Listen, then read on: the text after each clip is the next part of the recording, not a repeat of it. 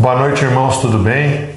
Como é bom a gente estar reunido, mesmo que virtualmente, para louvar e engrandecer o nome do Senhor em mais um culto. Para quem não me conhece, meu nome é Heitor. Hoje, dia 8 de novembro, eu completo 11 meses aqui na comunidade, aqui na Primeira Igreja Batista Livre de Campinas. Quero agradecer muito a acolhida que todos me deram. Me senti em casa desde o primeiro dia, apesar de ter uma amizade longa com o pastor Lucas, com a família dele, conhecer já alguns membros daqui. Mesmo quem eu não conhecia me acolheu como se eu fosse daqui há muito tempo. E foi assim que eu me senti. Eu creio que esse é o objetivo de uma comunidade cristã, de uma igreja, né? Acolher as pessoas que chegam aqui. Eu cheguei aqui meio machucado, mas em pouco tempo eu já estava feliz de novo e pronto para servir a Deus. Eu não esperava estar pronto assim, mas Deus nos chama umas horas que, quando começou a pandemia, eu fiquei preocupado alguma coisa me dizia que talvez liga para o pastor Lucas e vê se vai precisar de ajuda. A resposta que eu tive foi: que bom que você ligou, eu estava procurando quem pudesse ajudar, e nessa eu fiz as contas.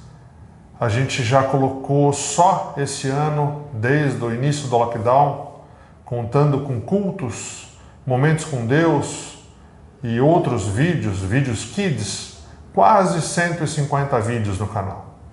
Foi muito trabalho. Para quem chegou aqui quietinho, achando que ia ficar no canto, a igreja me acolheu bastante. Eu já estou tocando com louvor, uma coisa que me faz muito feliz. E eu quero agradecer a cada um de vocês por ter me acolhido, por ter acolhido a minha família, a minha esposa. E eu já me sinto mais do que parte da família de cada um. Muito obrigado. Vamos orar para começar o culto? Querido Deus, obrigado por mais essa oportunidade que temos de estar aqui, te louvando, aprendendo mais de Ti, ó Pai. Fica com a família de cada um, fica com o lar de cada um, ó Pai. Nos protege de doenças, nos protege de problemas e vem nos abençoar, ó Pai. Vem nos trazer mais da Sua paz e também fica com esse culto, que ele possa ser para Te engrandecer, ó Pai, e que possamos sair melhores daqui, ó Pai. Fica com a palavra, fica com os louvores, abençoa a vida dos pastores dessa igreja, ó Pai. Em nome de Jesus. Amém.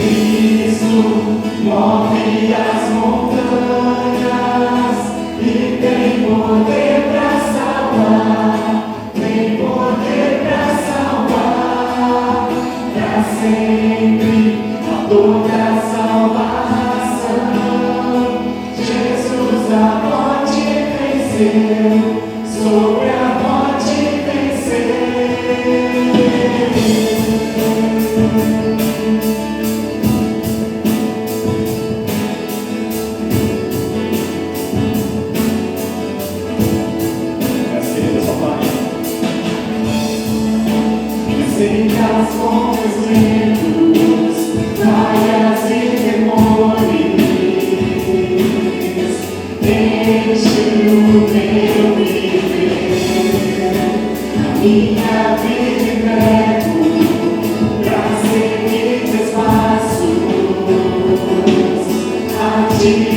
A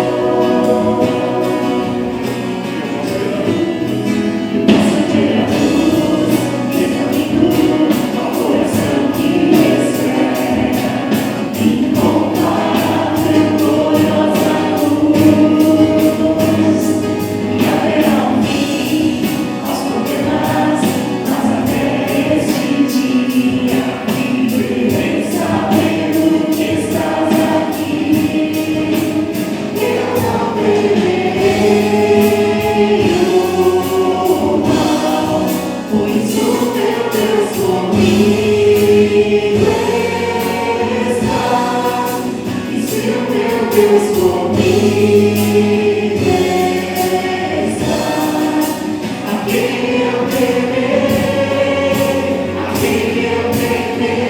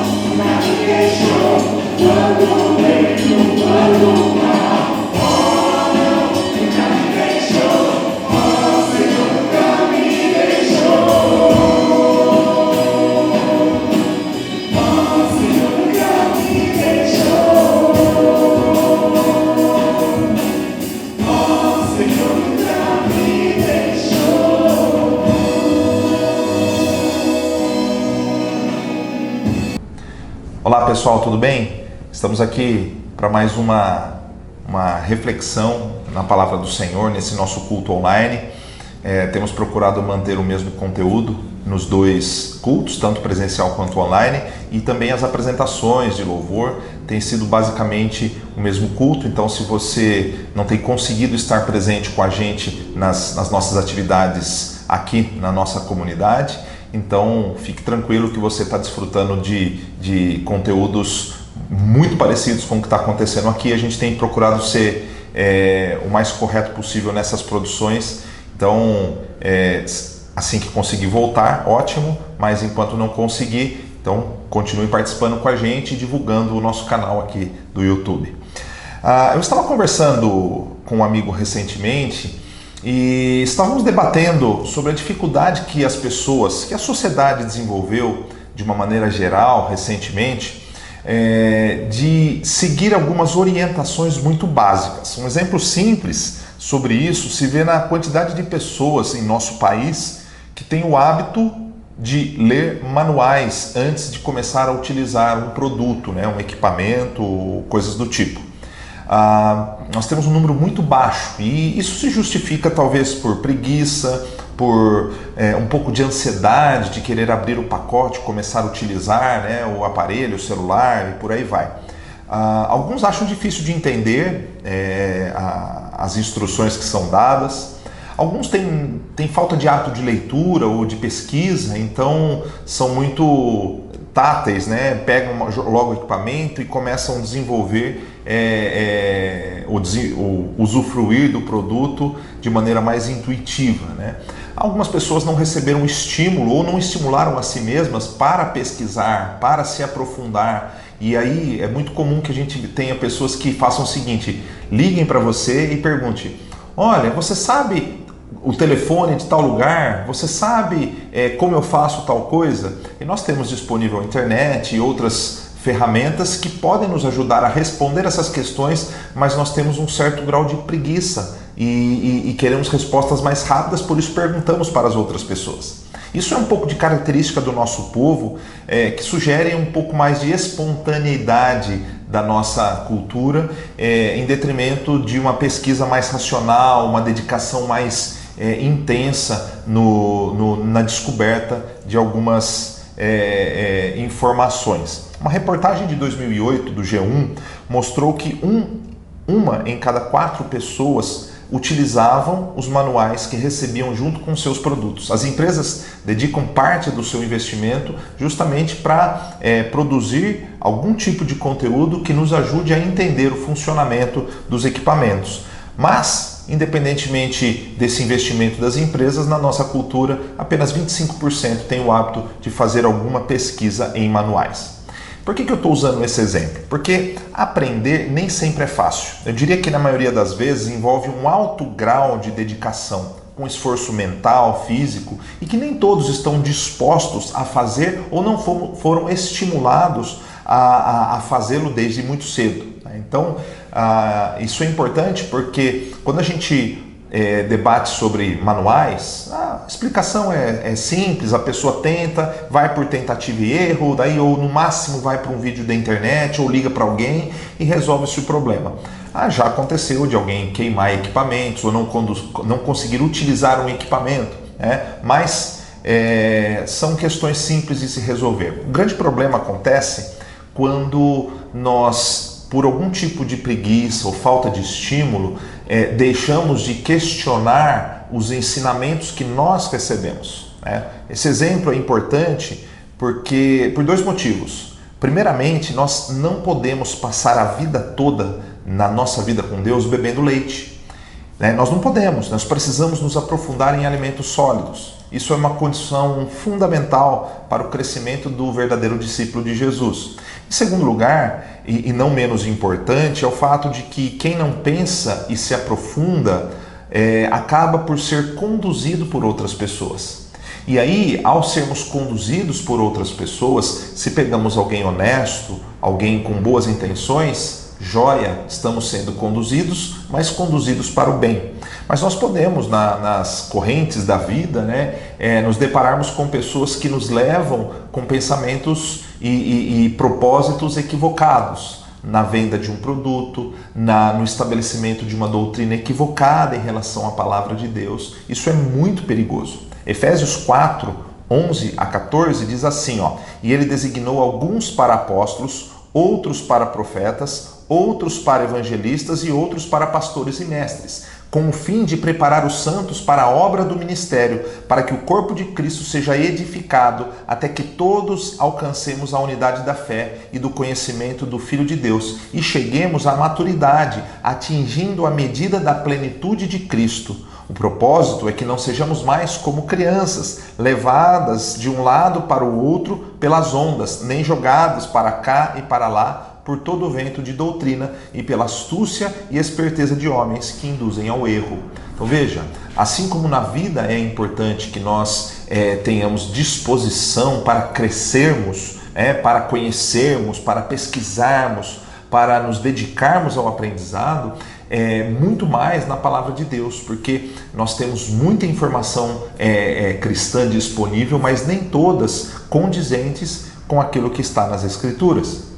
Então, hoje, dando continuidade à série Minha Alma Anseia por Ti, que tem como propósito promover esse crescimento, né, nos discípulos da nossa comunidade e de todos aqueles que tiverem acesso a esse conteúdo, nós temos esse propósito, né, de fazer as pessoas aprenderem, saírem do lugar comum, dos textos comuns. Por isso estamos passeando por toda a Escritura, os 66 livros, e hoje nós vamos estudar o livro do profeta Ezequiel. É um daqueles livros que exigem um pouco mais de esforço da nossa parte na compreensão. Nós temos o Espírito Santo que nos guia no aprendizado, no conhecimento, mas há uma participação nossa de nos colocarmos como discípulos dispostos a crescer. Vamos juntos estudar uma passagem do livro de Ezequiel que não necessariamente ela seja uma passagem muito difícil. Aliás, é uma das passagens mais simples do texto de Ezequiel. No entanto,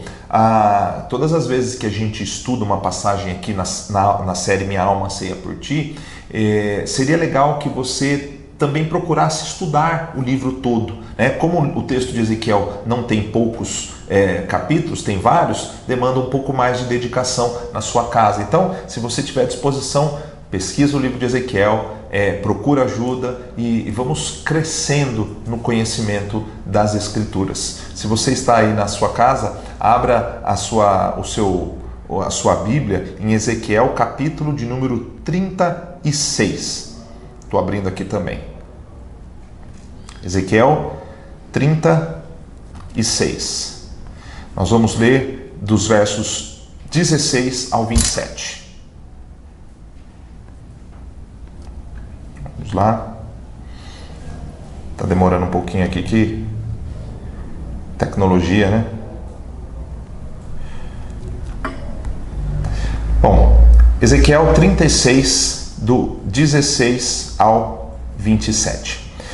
O título do nosso estudo é Uma Nova História, né? A partir do capítulo 33 de Ezequiel, nós vemos crescer palavras de restauração. Como eu digo com frequência, quando estudamos um texto profético, Isaías, Jeremias, Ezequiel, Daniel, Oséias, Joel e vamos até o livro de Malaquias, é importante que nós notemos pelo menos duas questões. Geralmente, as palavras têm algum tipo de juízo anunciado e também palavras de esperança, né? O texto profético geralmente navega entre a condenação e a esperança, né? E primeiramente é preciso que nós entendamos então que Ezequiel apresenta essas duas realidades de juízo e esperança, mas a partir do verso 33 essa palavra de restauração, de esperança, ela ganha mais corpo. Então, 33, 34, 35 e 36. Então, vamos compreender o quadro a partir da leitura dos versos 16 a 21. Então recebi esta mensagem do Senhor: Filho do homem, quando os israelitas viviam em sua própria terra, eles a profanaram com seu estilo de vida. Para mim, sua conduta foi tão impura como o fluxo menstrual de uma mulher. Eles contaminaram a terra com assassinato e adoração a ídolos, por isso derramei sobre eles minha fúria. Eu os espalhei entre as nações para castigá-los por sua conduta. Quando, porém, foram espalhados entre as nações, desonraram o meu santo nome, pois as nações diziam: este é o povo do Senhor, mas ele não foi capaz de mantê-lo a salvo em sua própria terra.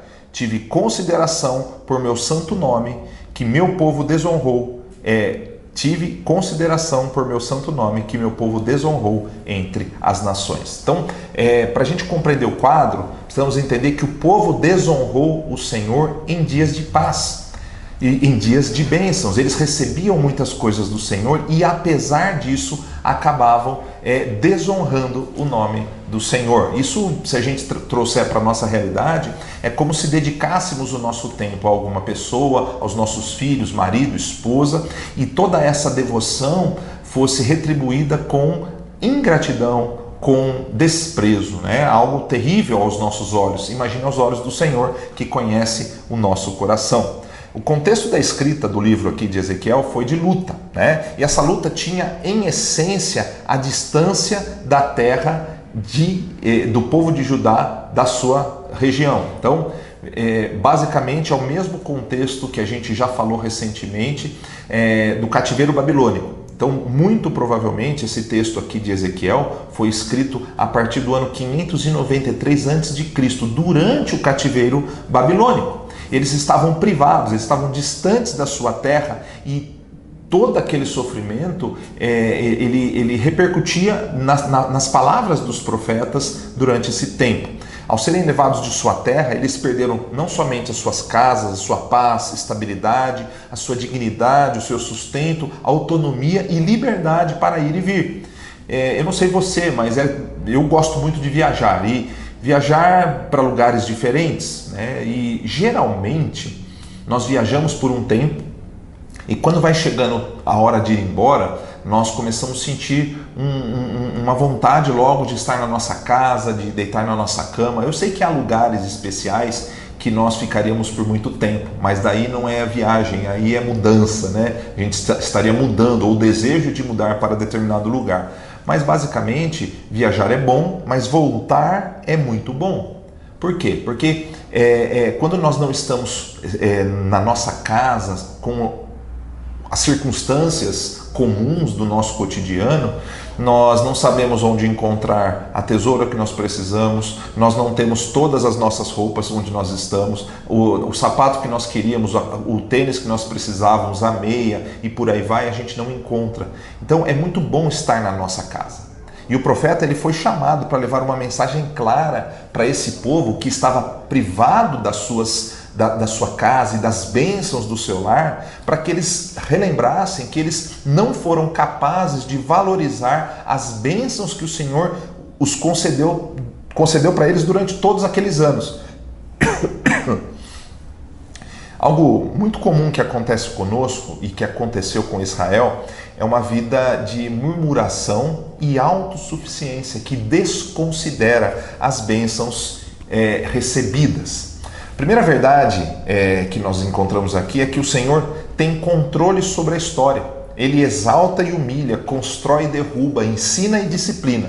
E a segunda verdade e bênção que nós vemos aqui é o fato de termos uma vida de paz quando estamos com o Senhor. Não uma paz externa, mas uma paz que Ele traz ao nosso coração.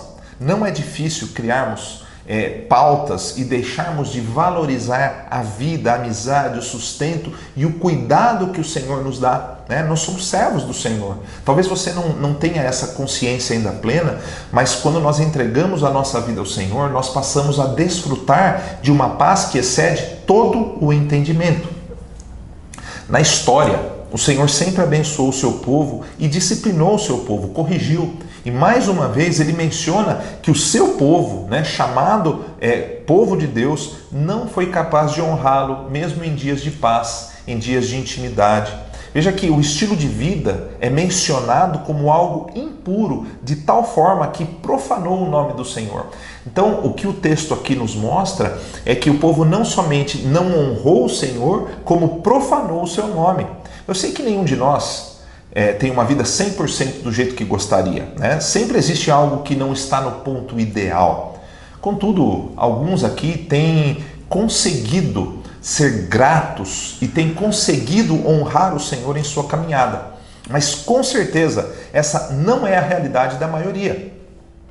E quando eu falo aqui, né, eu falo do nosso ambiente aqui virtual e presencial da nossa comunidade, da nossa família. Possivelmente alguns aqui estão em momentos de lutas terríveis. Nós falaremos disso um pouco mais adiante, mas boa parte talvez poderia ser encaixada na categoria de pessoas cujo estilo de vida não tem honrado o Senhor. Sim, irmãos, eu não estou falando aqui de maneira muito colérica, né? Muito enfática, mas o fato é que tenho visto que muitos de nós têm um estilo de vida que não tem honrado o Senhor. E mais do que isso, possivelmente tem profanado o nome do Senhor. Isso é algo muito sério. Sabe por que eu digo isso? Porque é exatamente o que a Bíblia nos mostra em suas páginas. A regra é sempre a desonra e não a honra. A regra é o pecado e a profanação e não a vida consagrada. Esse é o quadro que nós precisamos ter claro em nossa mente. Caso contrário, irmãos, nós cairemos na armadilha de pensarmos que o homem nasce bom e é a sociedade que o corrompe, dizem os sociólogos, né? Baseados em grandes ou questionáveis pensadores. Nós cairemos na armadilha de achar que tudo que fazemos é certo, sem questionar a nossa conduta e a nossa intenção. O que falamos, com quem andamos, os lugares que frequentamos, os valores que nutrimos dentro de nós, os desejos, os sonhos, né?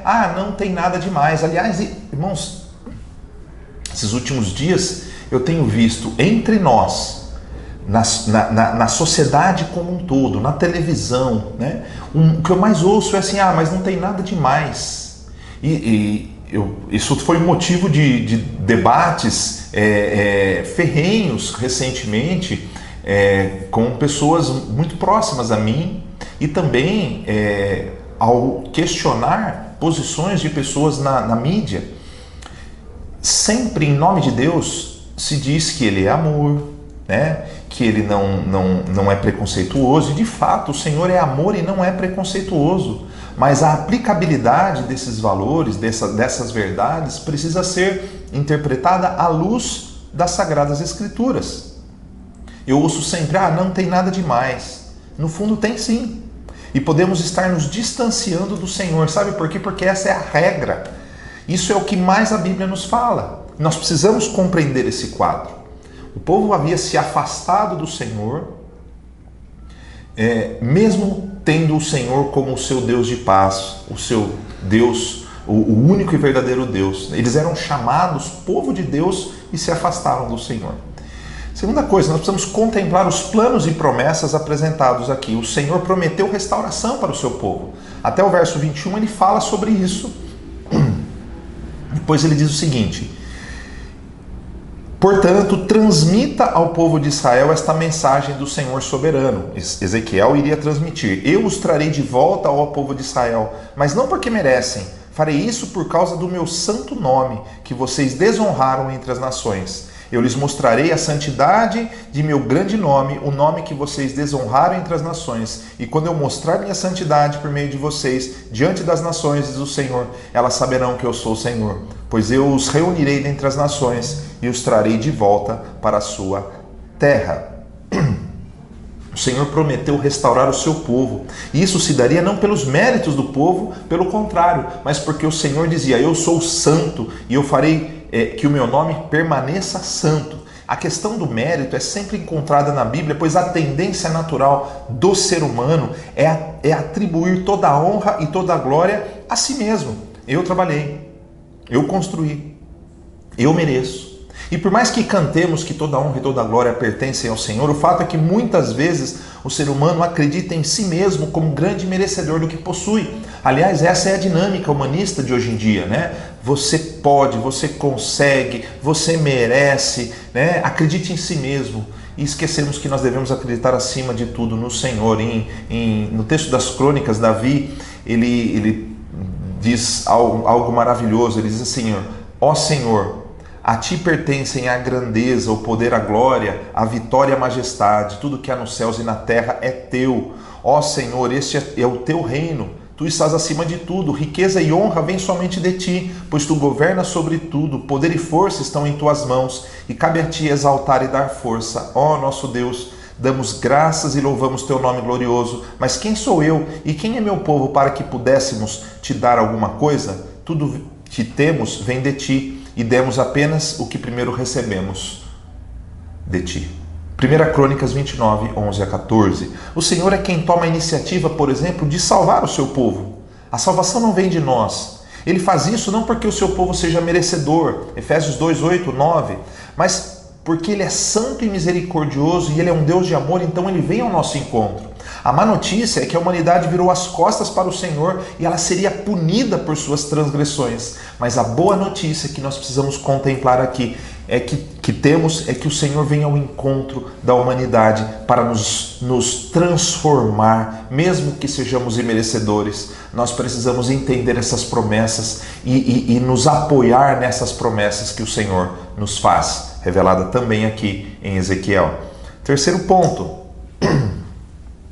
nós precisamos aprender a desfrutar da obra completa do Senhor.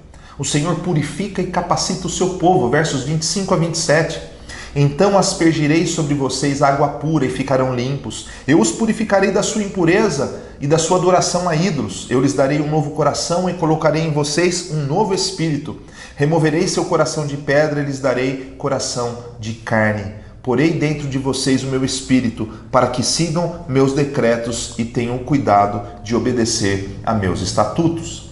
A purificação, irmãos, nos possibilita uma relação direta com o Senhor. É Ele que vem nos purificar, nos lavar com água limpa. Em tempos de pandemia, uma das coisas mais importantes para vivermos é termos um nível de higiene altíssimo, o máximo que nós pudermos. Lavar as mãos, usar álcool gel, máscara, limparmos os sapatos com mais afinco, chegarmos em casa depois de alguns lugares e tentarmos colocar a roupa separada, né, para usar novamente ou lavar de uma vez. Essa é a dinâmica que tem sido encontrada nas nossas casas. Eu sei que alguns já abandonaram essa rotina, mas o que nós aprendemos com tudo isso é que por mais que sejamos higiênicos, por mais que tentemos nos afastar da possibilidade de contaminação, ainda assim não é difícil encontrarmos histórias de pessoas que se contaminaram dentro de casa. Não somente do Covid-19, mas de outras doenças. Por mais que sejamos higiênicos, ainda assim é possível, num ambiente hospitalar, pegarmos infecções, né? Contaminação depois de uma cirurgia. Por mais que tentemos, os vírus, as bactérias, os germes, eles estão ao nosso redor o tempo todo. Da mesma forma, o pecado. Esse não é um incentivo para que nós façamos qualquer coisa de qualquer jeito e não sejamos prudentes. Não. Isso só nos mostra, nos dá um exemplo de como funciona a questão do pecado. Nenhum de nós é capaz de limpar a si mesmo e nem ser aceito pelos próprios méritos.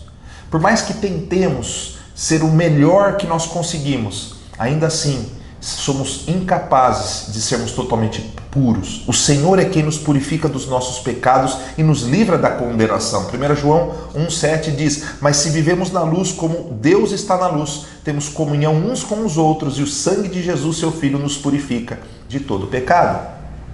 Ainda dentro desse tópico, a purificação possibilita uma relação nossa com o Senhor direta.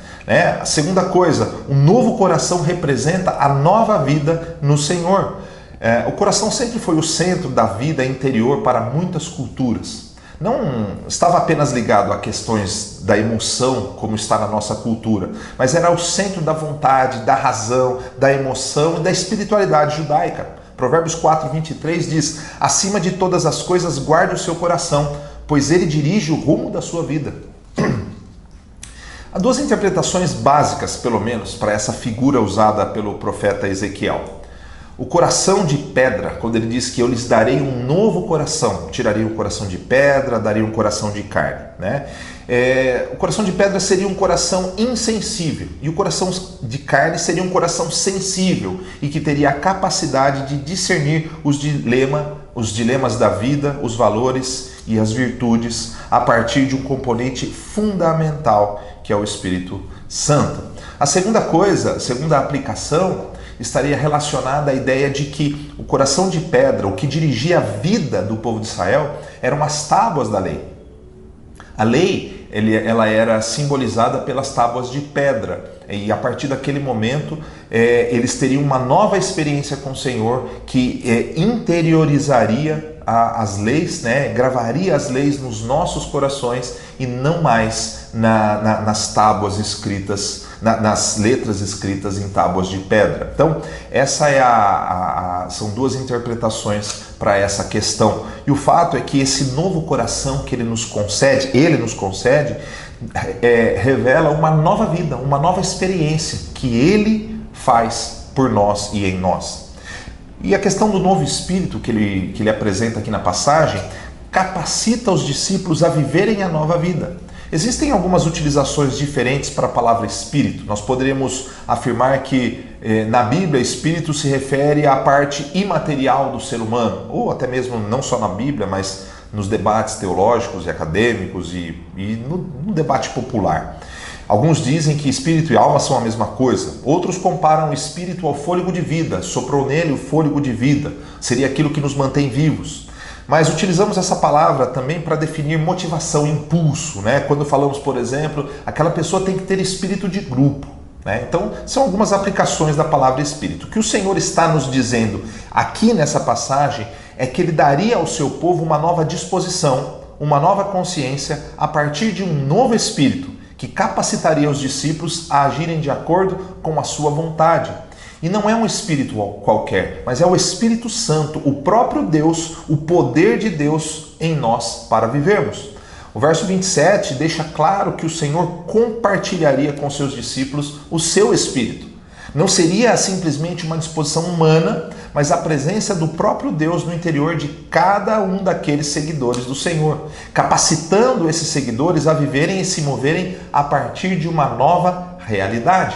João 14, 26 diz: mas quando o Pai enviar o encorajador, o consolador, o Espírito Santo, como meu representante, ele lhes ensinará todas as coisas e os fará lembrar tudo o que eu lhes disse. Palavras de Jesus. Então veja, quando nós compreendemos o quadro dos nossos pecados, contemplamos as promessas de Deus anunciadas e desfrutamos da obra completa do Senhor, fica claro na nossa mente que não somos nós que nos purificamos, mas é Deus que nos purifica.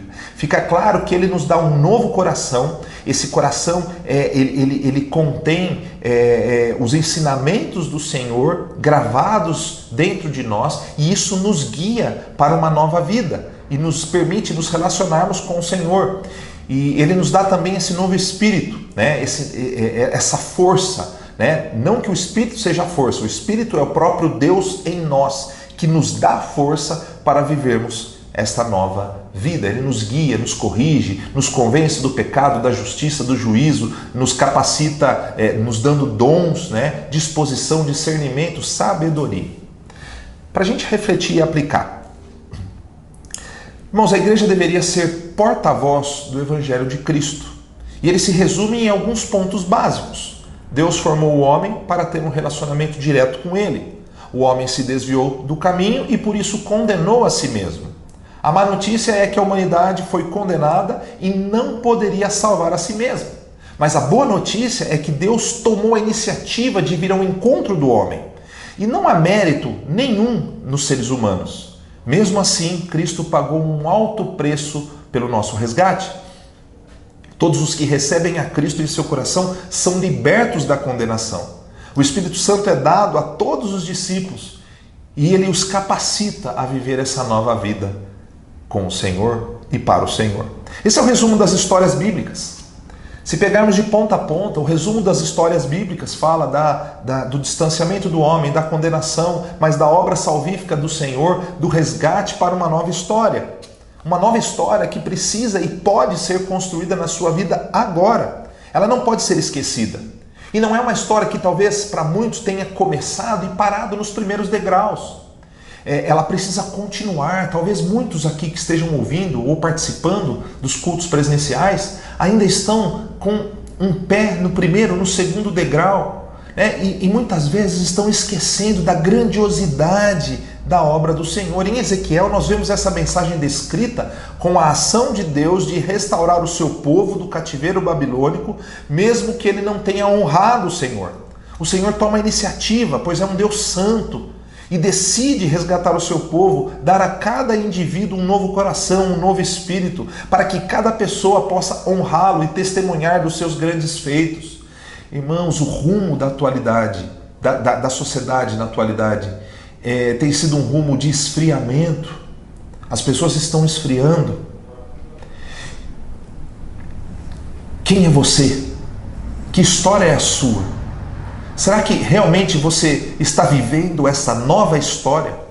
É isso que Ele quer fazer com a sua vida. Ele quer te resgatar, te restaurar, reconstruir, reorientar e colocá-lo a serviço do reino. A obra do Senhor é feita de gente resgatada, não perfeita, de gente que está em processo de restauração. Semanalmente nós temos nos reunido 1, 2 vezes, falamos de diversos assuntos, mas a mensagem principal que não pode ser esquecida, de onde derivam todas as outras questões, é o amor de Deus por cada um de nós, pecadores. Nós somos chamados a responder a esse amor, nós somos capacitados a responder a esse amor para que possamos de fato experimentar dessa nova vida em Cristo.